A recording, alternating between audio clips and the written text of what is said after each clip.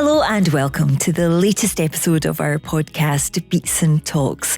This is a podcast where we chat to people affected by cancer, either living with it or they have a relative or a friend going through it. Basically, everyone has been touched by this disease, and we are delighted to have so many people come on and share their amazing stories, including today the wonderful Laurie Delaney. Laurie, thank you so much for joining us, and welcome to Beatson Talks. So Laurie, can you take me back and tell me a bit about how you came to be involved with the Beatson? So I was diagnosed with breast cancer in 2020. I was 33 at the time and found out, totally was not expecting it at all, completely out the blue. I was at the doctor's about something else, and whilst I was there, I asked them to have a look at a lump that I had, a really small lump. I wasn't particularly worried about it, and the doctor had a look. She said it was nothing to worry about, and we agreed that she would send me to get it looked at just in case. Yeah. So I went along and had it checked, and it turned out that it was breast cancer. I was told at first not to worry about it, but I got a phone call 2 weeks later to say that it was breast cancer. Went in to see them, and it turned out it was grade 3, which is the most aggressive. And yeah, I guess through that process of being diagnosed, I ended up having to go to the Beatson to get chemotherapy. I was treated by my oncologist there. And yeah, it was, I guess that's how I was involved with them. Laurie, you were young, you're a busy mum, and as you say, you thought, because they'd kind of said, oh, you know, it'll be fine. Tell me a bit about when they said it was breast cancer and it was grade 3. How did you feel? So it was really funny because I'd said to the surgeon or the specialist, I'd said, look, because she kind of reassured me that she was quite sure it was nothing. And she said to me, look, I was joking about my husband. I was like, oh, he's going on about me, like moaning at me for taking too long. And she was like, get up the road and give that husband of yours a break. I've never been so sure in my life it's nothing. Yeah. So as I was leaving, I said to her, would you be able to give me a call and let me know, because I'm really busy at the moment. I'm doing my master's. And she was like, yeah, that's no bother. So it was 2 weeks later, I was working from home, and I remember it really clearly. I got a phone call and they were like, we are just calling because you didn't come to your appointment. And I was like, no, there's no issue with that. Like, basically they said that they would give me a call. Yeah. And they were like, well, we need you to come in. And obviously at that point I knew there was an issue. So I said to them, look, can you just tell me over the phone? She went away for ages, and then she came back and she said, look, are you sure you want to know this over the phone? You've got breast cancer. And even at that point I was like, oh, it's only a wee bit of breast cancer. Yeah. Like, surely, like I don't know, it just didn't seem right, because I was so healthy and young, and I just had 2 kids. And my kids were toddlers at the time. And I went in the next day with my husband, and they were kind of talking me through it, and she took my hands actually, and she said, I'm really sorry, I'd never been so sure in my life it was nothing, and I'm sorry we got it wrong.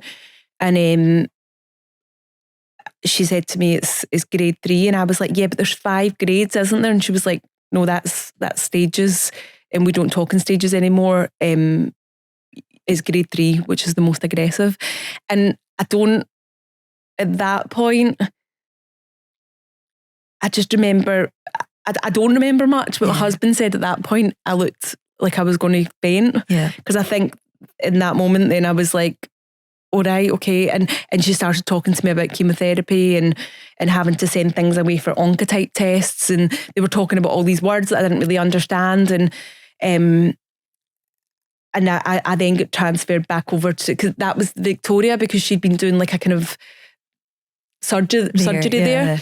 I get transferred back over to the Gartnavel, and yeah, within 2 weeks I had surgery, and it just all moved really, really fast. But so I had surgery, then I found out the day before Christmas Eve that I had to get chemotherapy.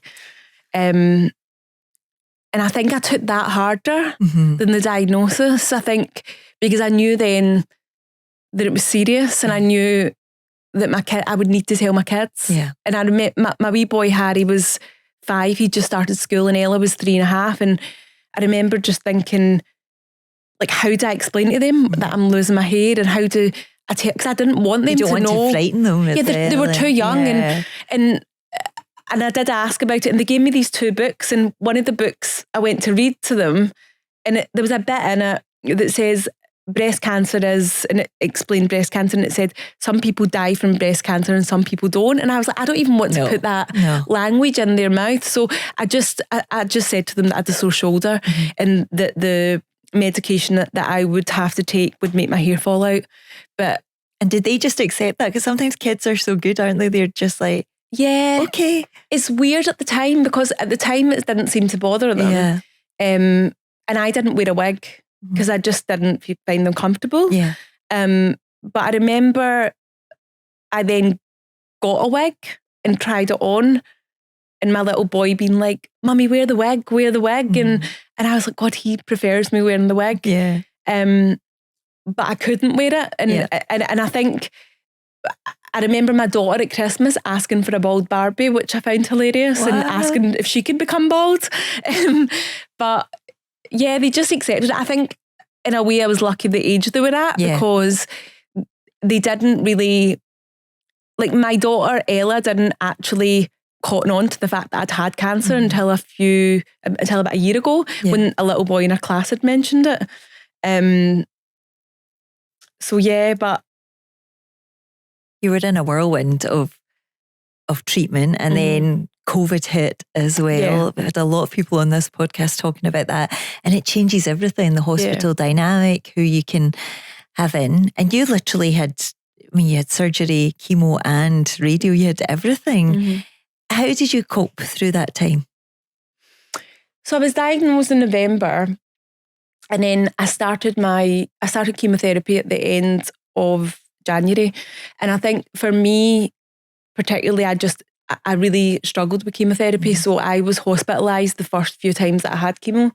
And I had these 2 little kids. And I remember my parents would come on a Friday, because I would get chemo every 3 weeks on a Friday.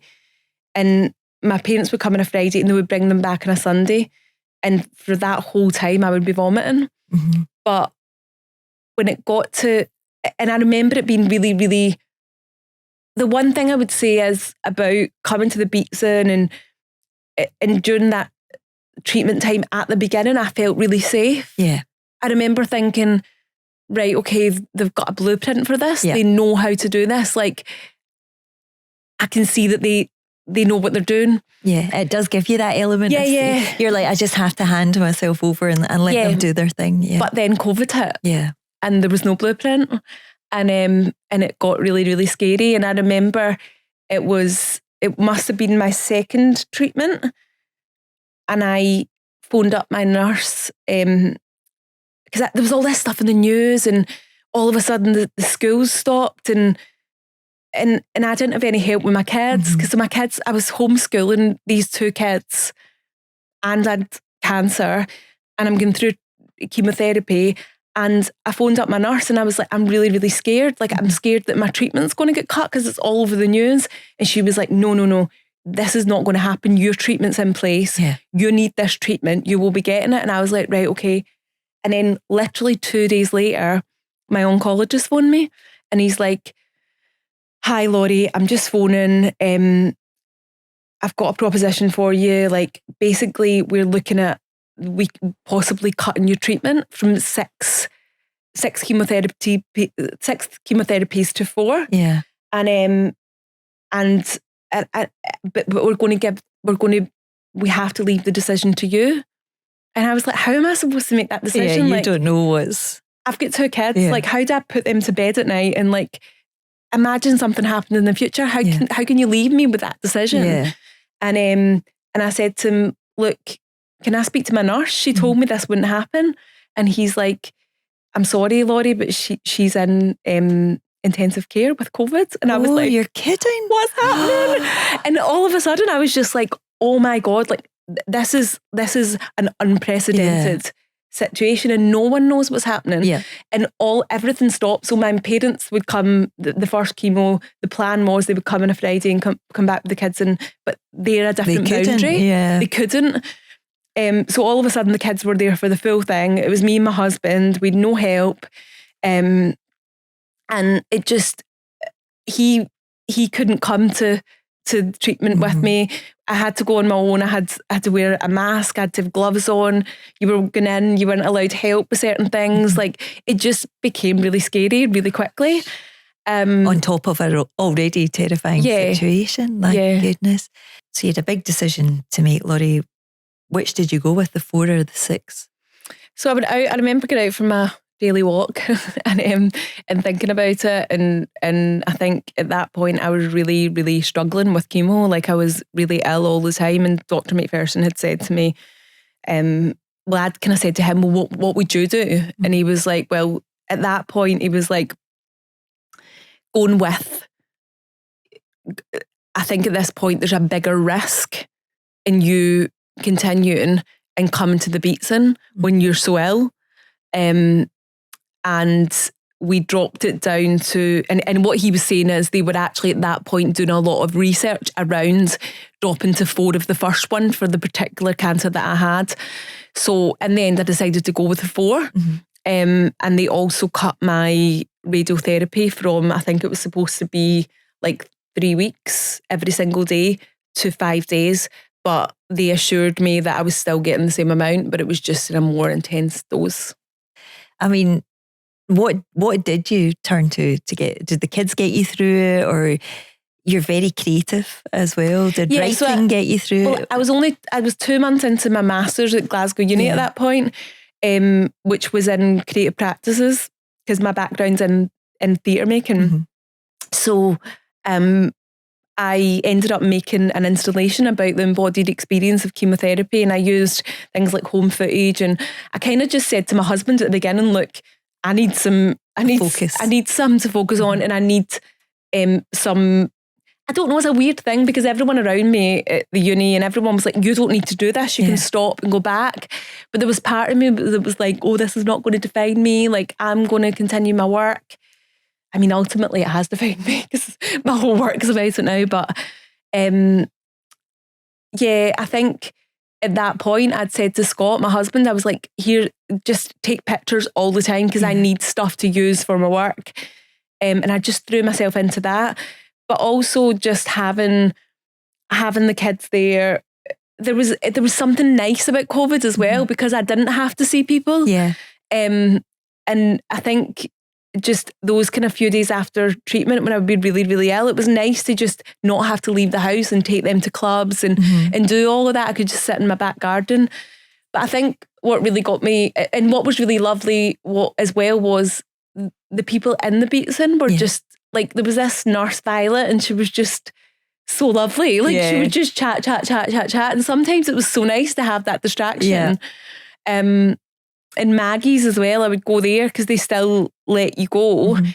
But yeah, I think the work that I was doing, I think it was really important for me to have a creative outlet. And I got so much out of that. Like, I think I was around some other people who had cancer at that point that were struggling to communicate and struggling to speak about what was happening. And I didn't have the words. Like at that point, when you're going through such a traumatic experience, it's hard to put it into words. So I think that basically having that creative outlet made such a difference, you know. So we focused on the sounds, and we focused on the installation, focused on the embodied experience. So it was like set in a labyrinth, and the idea was that you walked through it. So you started off in the waiting room, and then you went through each part. And I think actually having that to really focus on made such a difference for me. And you've carried on that creative outlet, because my goodness, after being all through that, you've not slowed down. You've actually written a play about your experience. So tell us about this. So once I'd done that work, I think it made me realise how much of an impact that had on me. And therefore I started to think, God, this could really be helpful. Like drama and theatre or any artwork could be really helpful for other people with cancer, going through cancer. And I then applied to do a PhD. My PhD looks at how autobiographical theatre can be used as a way to challenge and disrupt dominant breast cancer discourse, which sounds complicated and academic, but actually what I was doing was I was looking at how theatre, so I basically wrote a play. I interviewed 40 people with lived experience of breast cancer, and then I wrote a play about their lived experience. And the whole idea in the play is looking at how cancer doesn't exist in isolation. It goes beyond that, and I think it's looking at, I'm still a mum. Like, it doesn't, because I had breast cancer doesn't mean that my life doesn't go on. I'm still a mum. COVID still happens. So in the play we look at a kind of diverse group of people. It's about looking at an intersectional look at breast cancer. So we cover the male storyline. We cover the storyline, the kind of cultural experience, racialised experience of the South Asian woman. We look at LGBT groups. We look at people who are dealing with infertility because of cancer. We look at the older women, because a lot of the people I spoke to who were in a certain age bracket, they felt invisible. So we looked at that group. We look at COVID, infertility, a whole range of people who are affected by this disease, and mental illness and addiction as well. People who have to take certain medications when they're recovering from addiction. So it was a whole diverse group of people to try and tell the more disruptive story of breast cancer. And I think the kind of outcome, the kind of end product is really saying that breast cancer and any cancer is disruptive anyway, whether you're a survivor or not a survivor, or whether you're living with it, it's a disruptive experience. So it's try to look at those little moments within it that are really disruptive, whether you have a good story or a negative story. It still has an impact.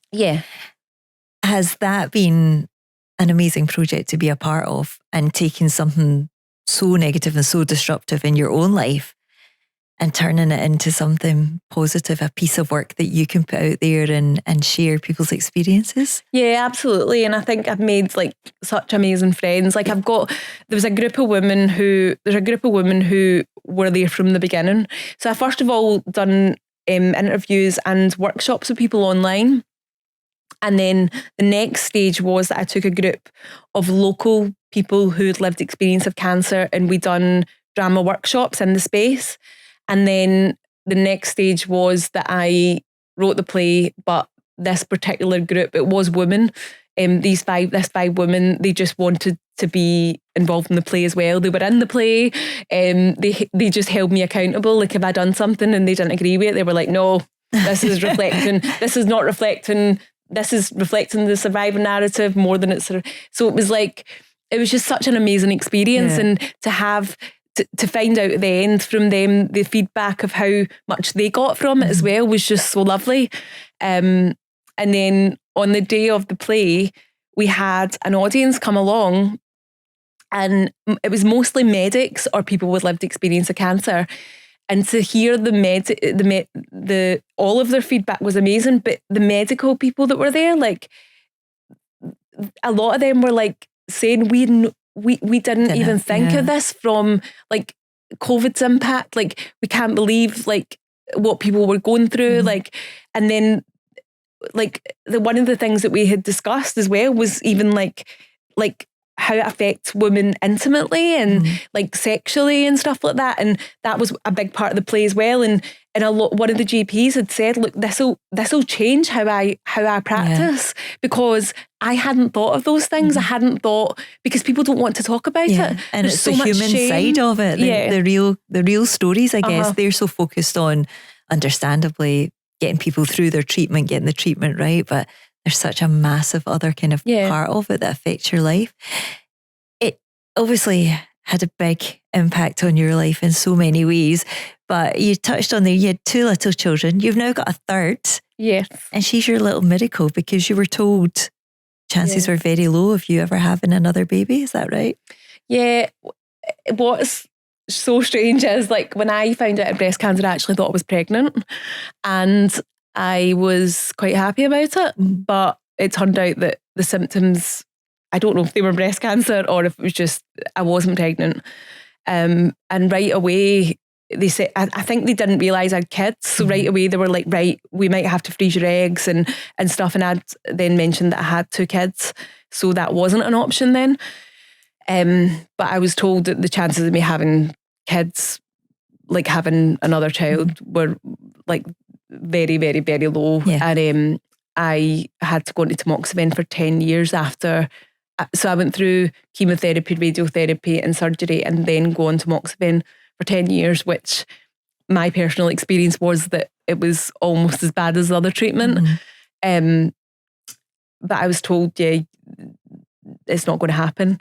And it was through my own research with other people that I realised that there was a possibility that I could come off the medication and give it a go. So I'd spoken then to my oncologist, who was amazing, Dr. McPherson, and he said there is research that says that you can, now there's research that says you can come off for 18 months.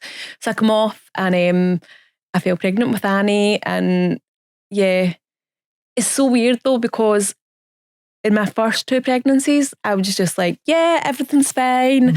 In my late 20s and with Annie, I constantly kept thinking that something was going to happen. And I think it was that health anxiety because everyone told me the chances of me having breast cancer were so slim. And although I went to the doctors that day, I'd also been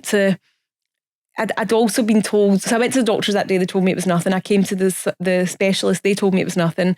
And I'd also went to one of these vans one day and they'd said, look, you're too young. So I felt like everyone was telling me that the chances of me having breast cancer were so low.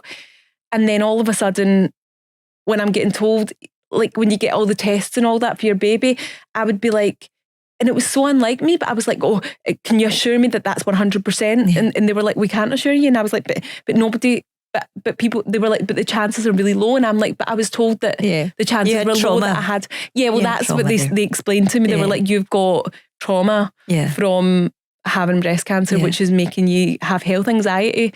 But yeah, until she actually come out, and even when I was in the theatre, because I had a section, I was crying and they're like, why are you crying? I was like, because I don't know. I feel like there's going to be something wrong. And it was just because I didn't ever expect to get breast cancer. Nobody I'd ever known had it. And then my aunt had it about 2 months before me. And that was what made me think, oh, maybe I should get checked just out the blue. And it was only then that I started feeling and I was like, oh, actually there's a wee lump there. And so it was just, I was fit and healthy. I used to run and I was, at the time I was vegan. I ran, I didn't drink. Like it doesn't discriminate. Yeah, exactly. That's the thing, isn't it? As my doctor for leukemia was an amazing doctor, scientist, the fittest person I knew, obviously knew everything about cancer, and still got breast cancer and sadly passed away. And it's just like, it doesn't discriminate. Absolutely. But my goodness, you are an advocate surely for if you have any doubt at all, get it checked. Absolutely. And force that, to be checked. It's so important. What I always think is, for me, if I hadn't got, so I was there about something else and I'd said, whilst you're there, can you have a look? But I always think, imagine I'd just left that another 2 months. I wouldn't have got checked because it would have been COVID. And during COVID, the amount of people who did like me, because it was grade 3 and I was there about something else, I wouldn't have been at the doctor. So I wouldn't have get seen. So I would never, I could not be here. So I just always, I'm such an advocate for that because if I hadn't been caught when I had, then God knows where I would be. Well, we are so glad that you are and you've come through and you're Wonder Woman with your 3 kids, and now you're back at uni and you're putting on the play again, so we can come and see this. And this is with the help of the Beatson.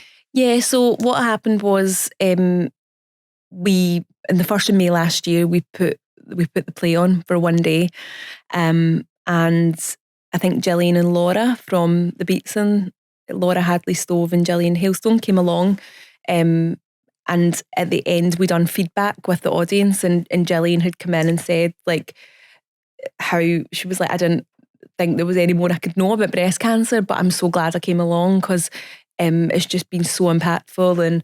And she said she was completely blown away with it, which obviously meant a lot. And then at the end, she'd kind of said, I'd said that I'd been in contact and we'd met up at that point. And we were kind of discussing what if there was anything they could do to help, because we were kind of like, we need to get this play on because it had such an impact that day, and that was just one day at lunchtime. And I think between us, we were like, oh, what can we do? And then eventually Gillian was like, I mean, maybe you could apply for a small grant. Mm-hmm. But we ended up actually doing a larger project. So yeah, it's amazing. How is life now, Laurie? Yeah, it's great. I mean, it's like, I guess when you've been through something like that, it just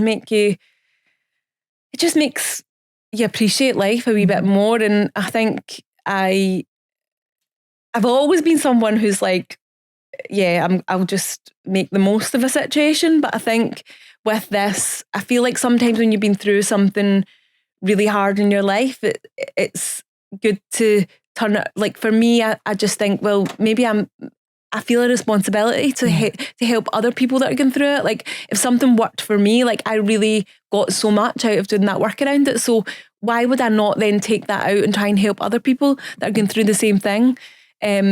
And give them an opportunity to take agency over their own story, because their story is important. It shouldn't always just be, that middle-class, middle-aged survivor narrative, because there's people living with cancer. There's people who have come through disruptive experiences. There's people who are going through other things in their life that make it more complicated. Yeah. And every story deserves a voice. Yeah, it really does. And you're giving a lot of people a voice through yours.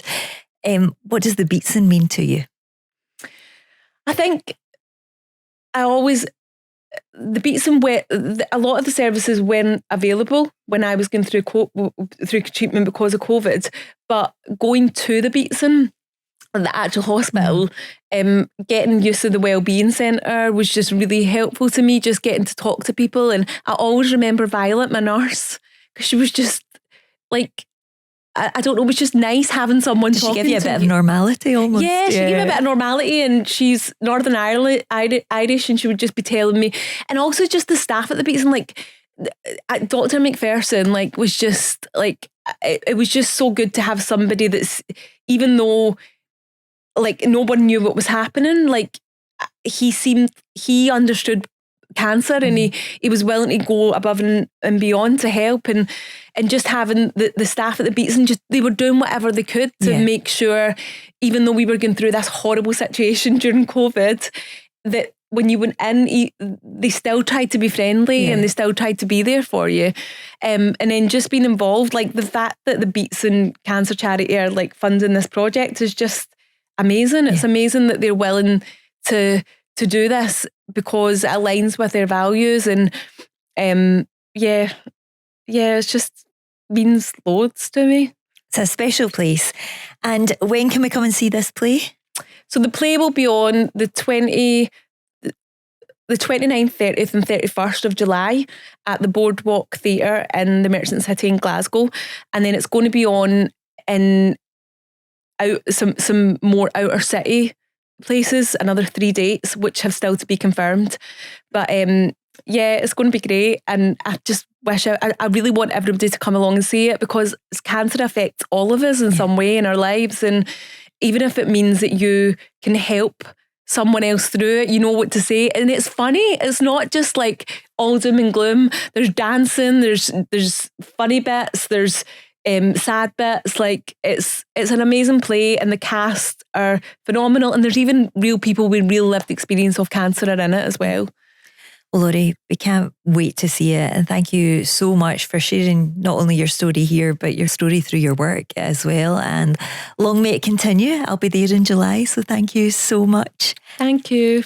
And if you've been affected by any of the stories you hear in the podcast or would like to find out more about the work that the Beatson does, then please visit beatsoncancercharity.org. I'll see you next time.